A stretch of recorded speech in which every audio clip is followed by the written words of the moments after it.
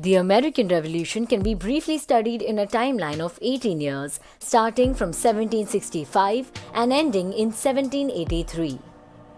In North America, the British had established 13 colonies on the west coast of the Atlantic Ocean.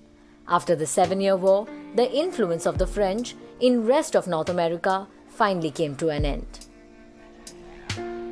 While the British mercantilism or mercantile capitalism created an environment of resentment among the white Americans, the Seven-Year War created conditions which became the immediate trigger for the American Revolution.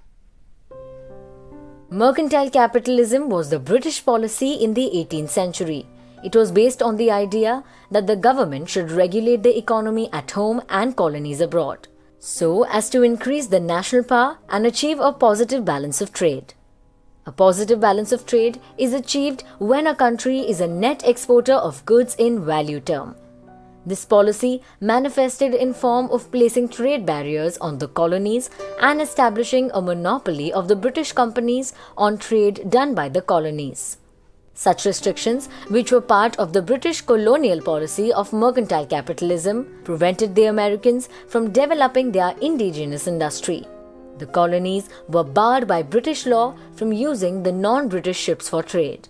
The export of certain raw material goods from American colonies could only be made to Britain. Further, a very heavy duty was levied on import of non-British goods into America. Such trade barriers are the characteristic feature of mercantile capitalism.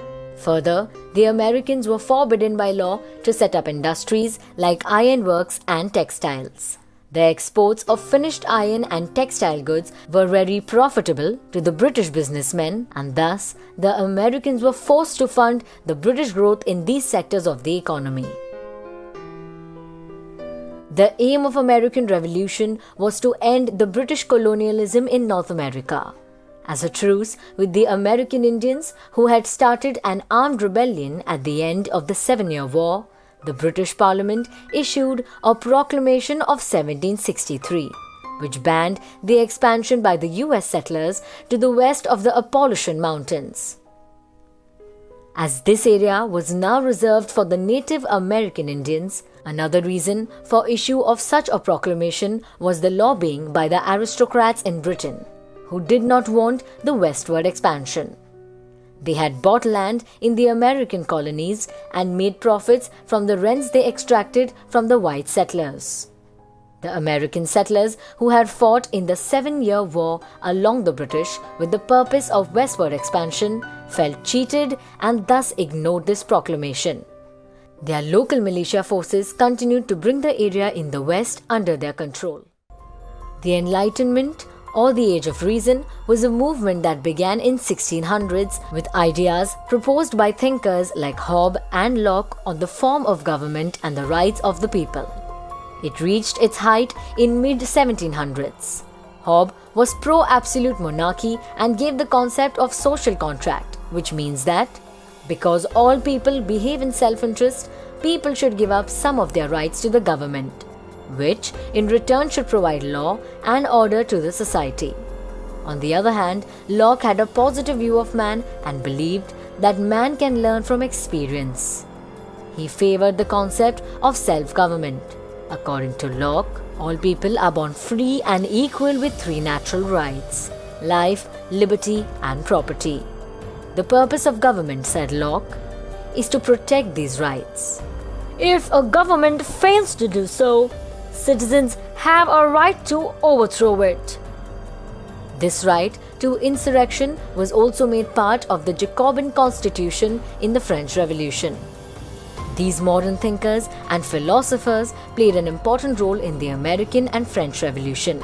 Around 1750, many thinkers were challenging the status quo and demanding freedom and liberty for the people. They placed before the people the idea of a democratic form of governance. They helped in development of ideas of republicanism and liberalism that militated against colonialism.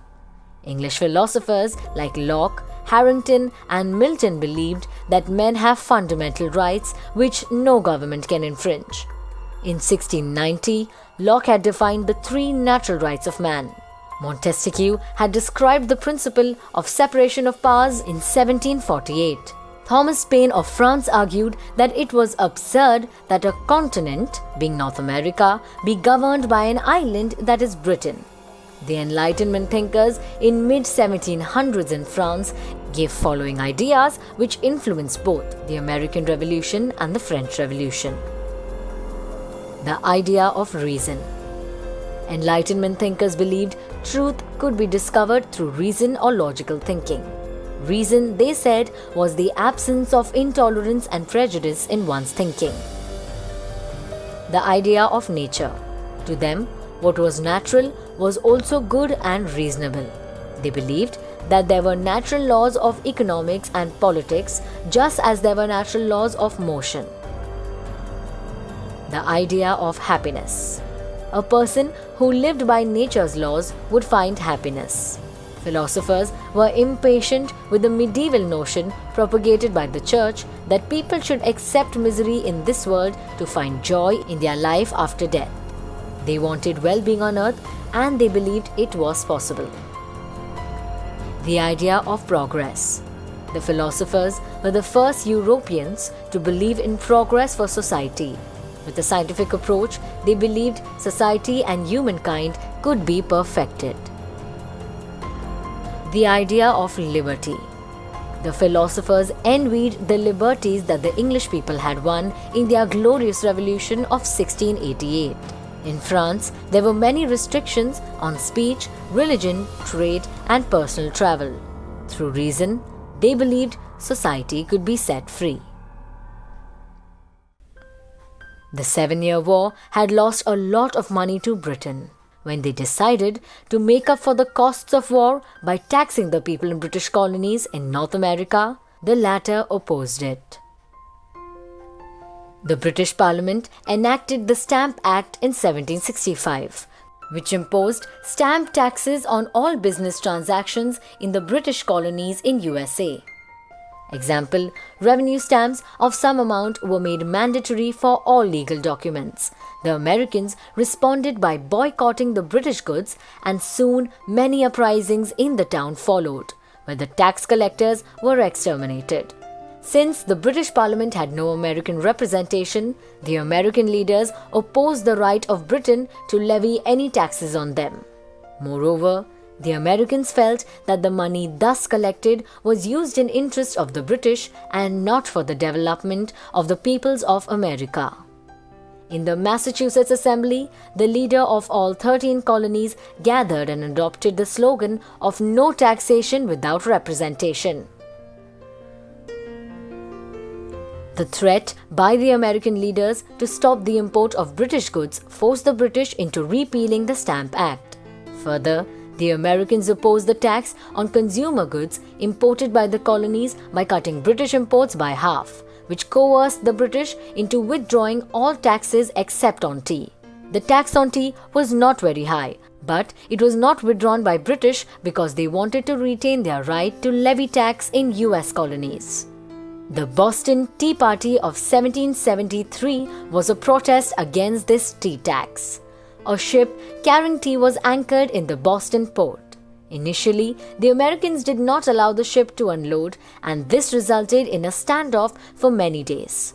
Finally, when the pro-Britain Boston governor ordered unloading, the white settlers dressed as American Indians destroyed all the tea by offloading all the containers into the sea. The infuriated British responded by closing the Boston port to all trade and by passing the Intolerable Acts of 1774. They were called coercive acts by the British, and Intolerable Acts was the term used by Americans. The first Continental Congress in Philadelphia, 1774, which had representatives from 12 colonies, in which Georgia did not participate because it wanted British help in dealing with militancy of American Indians, was held in response to the Intolerable Acts or Coercive Acts passed by the British Parliament earlier in 1774 to punish the colony of Massachusetts for the incident of Boston Tea Party by taking away its right of self-government. The Americans also appealed to King George III to remove the restrictions on indigenous industries, allow Americans to trade with all countries at reduced tariffs, and not to tax the American colonies without their consent. Britain interpreted these demands as a mutiny and attacked the colonies in 1775. This led the American representatives to proclaim the Declaration of Independence in 1776, which was drafted by Thomas Jefferson, which had the following points: that all men are created equal, that they are endowed by their creation certain inalienable rights like right to life, liberty, and pursuit of happiness. Republicanism, that is, the principle that people are the source of authority and it is people's right to set up their own government. Independence, that is, the American colonies are oppressed by the British government and these united colonies are and ought to be free and independent states. The principle of states coming together to form the US Federation can be read between these lines. The Declaration of Independence document did two things. It summarized the political philosophy of Enlightenment thinkers like Locke in the form of self-evident truths, and it listed the grievances to justify the breaking of ties between the colonies and the mother country. We hope you enjoyed this video. Don't forget to like, share, and subscribe to our YouTube channel.